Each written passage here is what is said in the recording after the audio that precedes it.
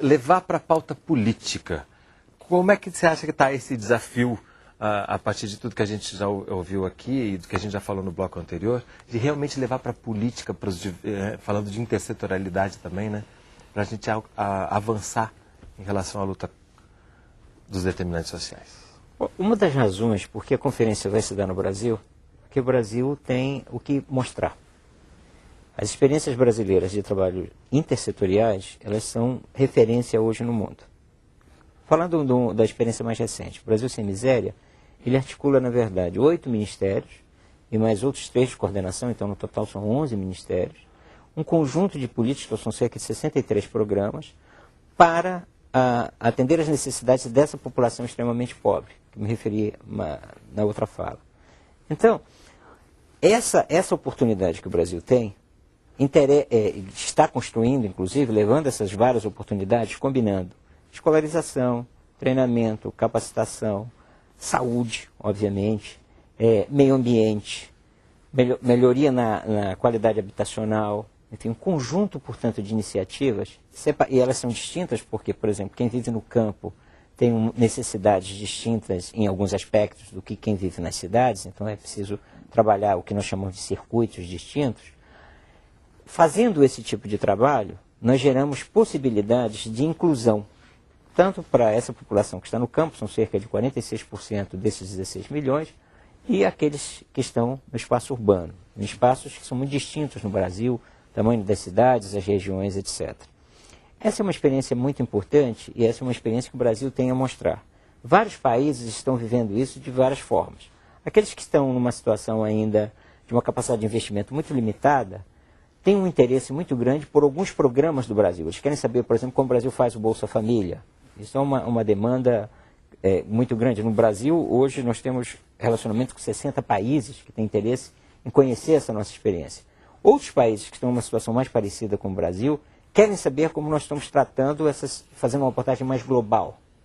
Então, ou seja, a situação do Brasil é uma situação muito positiva. Agora, essa questão do trabalho intersetorial, ele envolve não apenas a vontade política, envolve culturas distintas, as organizações e as suas corporações também precisam aprender a trabalhar em conjunto e construir um objetivo comum. Porque muitas vezes competem em relação a alguns temas mais do que cooperam. Então, agora nós estamos dando um passo adiante. Acho que uma questão importante nesse caso é que todo mundo começa a perceber as limitações das abordagens setoriais. Então, para as coisas poderem dar certo, é preciso convergir, é preciso cooperar. Ainda dentro da questão política, Kátia Gomes, de São Paulo.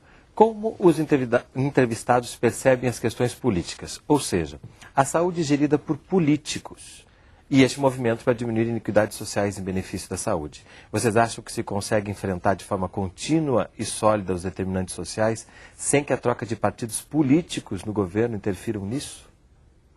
A única resposta para isso é o aumento da participação social. Porque justamente quem pode minimamente fiscalizar e dar feedback a esses políticos sobre as suas ações, né? E exigir um outro tipo de intervenção, outro tipo que eu estou chamando de governança. Eu não tenho dúvida de que se nós reformularmos modelos de democracia participativa, esse é um caminho que vai nos levar com mais facilidade à gestão intersetorial e a uma redução dos problemas mais graves que nós temos no Brasil em relação à iniquidade. Talvez o problema mais grave que nós temos aqui é a corrupção. É óbvio que quando você tem um elemento que faz com que o país perca 6 a 8 bilhões de dólares, de reais, sei lá quais são os números, são números absurdos, gigantescos, né, onde essa cultura da corrupção está espalhada em todos os setores, em todos os ministérios, em todas as intervenções, de obras até programinhas sociais, até merenda escolar, né, quando essa cultura está tão arraigada, se ela não for modificada, é difícil a gente chegar mais rapidamente a uma redução de iniquidades, a políticas melhores, especialmente porque políticos tendem a ter visão de curto prazo, né, e ganhos imediatos, etc. Então, eu acho que a participação popular, a participação social, melhor dizendo, ela é fundamental nessa mudança. De novo, eu vejo boas iniciativas surgindo no Brasil nesse sentido. Nesse sentido, tem aqui um Henrique Farias, meu parente de Niterói, que acho que vem no sentido que você está falando, que na opinião de vocês, este movimento dos determinantes sociais deverá também trazer um novo olhar para a forma como se faz política no país? Acho que ele toca num ponto importante. Deixa eu entrar um pouco nessa conversa, dizendo o seguinte. Acho que tem duas coisas. Há uma tendência de reduzir a ideia da política, a política partidária. Uhum. Se nós olharmos experiências no Brasil, por exemplo, o SUS, Sistema Único de Saúde, ele atravessou, na verdade, vários governos com formações políticas distintas e se manteve dentro de uma trajetória consistente.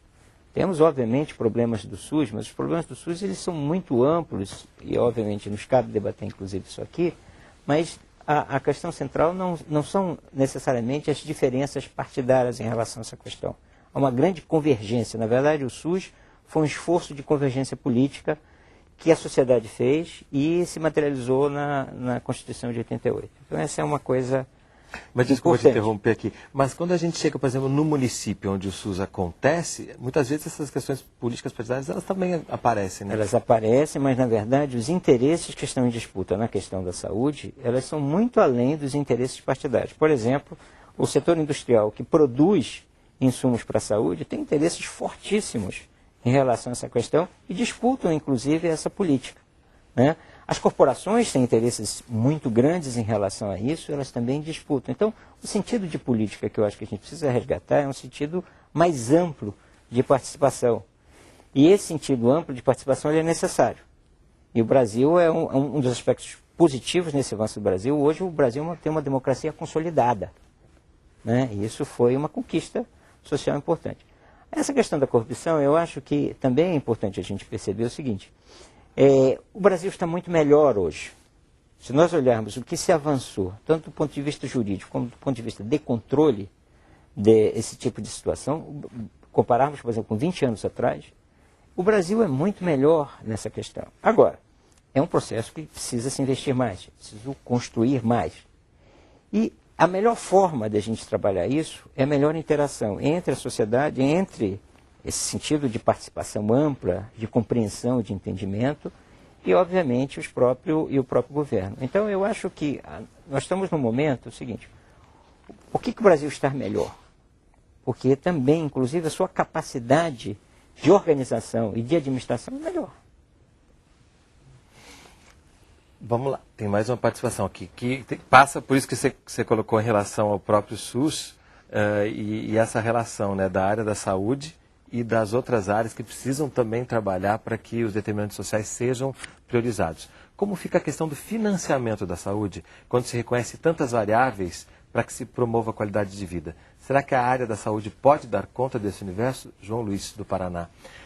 Ele pergunta sobre o financiamento da saúde, mas a gente pode falar do financiamento em geral, né, para que essas políticas todas possam acontecer de forma intersetorial. Bom, a questão do financiamento da saúde, ou seja, do setor saúde, eu imagino que ele esteja se referindo a isso, realmente, bom, o Rômulo falou da conquista que foi o SUS, um movimento social que empolgou vários segmentos da sociedade e que chegou a essa formulação do nosso SUS, que na Constituição de 88 coloca o reconhecimento da saúde como um direito de todo cidadão, um dever do Estado. O SUS foi organizado em torno dos princípios de universalidade, de equidade, de integralidade, de financiamento público, ou seja, em termos conceituais, o nosso sistema de saúde realmente se assemelha a sistemas muito avançados como o do Canadá, como das sociais-democracias europeias, né? Mas nós temos talvez um calcanhar de Aquiles importante, que é justamente essa questão do financiamento do setor, né? Na realidade, o nosso sistema, embora conceitualmente, como digo, é dos mais avançados, na prática, além das iniquidades importantes de acesso, de qualidade que já foram mencionadas, nós temos problemas sérios de financiamento. Você veja, hoje o gasto privado no setor saúde é em torno de 60% e o gasto público de 40%. Ou seja, o nosso setor público gasta menos do que países como os Estados Unidos, por exemplo, né? que é considerado o paradigma aí do sistema baseado em mercado, né? Então nós temos que avançar essa questão do financiamento público do sistema porque quanto mais nós temos de gasto privado no sistema, a tendência é o agravamento das inequidades. Financiamento traduz prioridade política, né? Isso. Eu quero completar, completamente de acordo com o Alberto, dizendo que, por outro lado, a saúde tem que, seguindo a coerência da visão de determinados sociais, tem que entender que o que gera saúde não é necessariamente as ações do setor saúde. Claro. Né? Então, se a gente está numa cidade e vai haver um investimento em urbanismo nas áreas pobres, criando parques e quadras de esporte, escolas melhores e acesso nas favelas, colocar saneamento, educação, enfim, todos esses fatores para a escola, todos esses fatores vão gerar indicadores sanitários melhores, vão gerar mais qualidade de vida e mais saúde. Então, quando se fala em financiamento e determinantes sociais, acho que existe uma certa tensão. A gente, se está falando de intersetorialidade, a gente talvez tenha que se questionar. Não estou falando de restringir o financiamento da saúde, pelo contrário. Então, agora nessa batalha pela emenda constitucional e tudo, para aumentar o financiamento, eu acho que a gente perde muito mais dinheiro pagando juros para banqueiros, né, que estão enriquecendo há 30, 40 anos, do que investindo em tal setor. Essa é um falso dilema. O dilema está em outro lugar. Tem mais recursos para a área social em geral.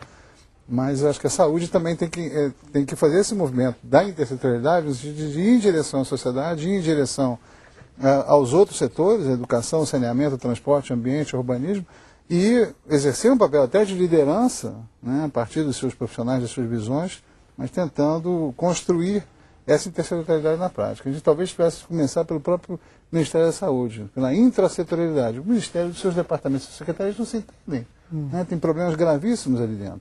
Né? E a partir daí a gente poder ir em direção a outros ministérios. Eu acho que, na verdade, na prática, a intersetorialidade é muito mais fácil, muito mais efetiva e muito mais prática no nível do território, né? Na intervenção no bairro, na cidade. No nível da política nacional, federal, é claro que talvez exceções, o Ministério do Desenvolvimento Social e os programas de transferência de renda são programas admiráveis nesse sentido, mas é muito difícil trabalhar a intersetorialidade nesses níveis mais abstratos. Eu acho que no território isso acontece muito mais e justamente com a proximidade da população você tem mais oportunidade de participação social. Que é fundamental, né? Não, eu só queria tomar isso que o Daniel falou para lembrar de uma iniciativa que foi feita em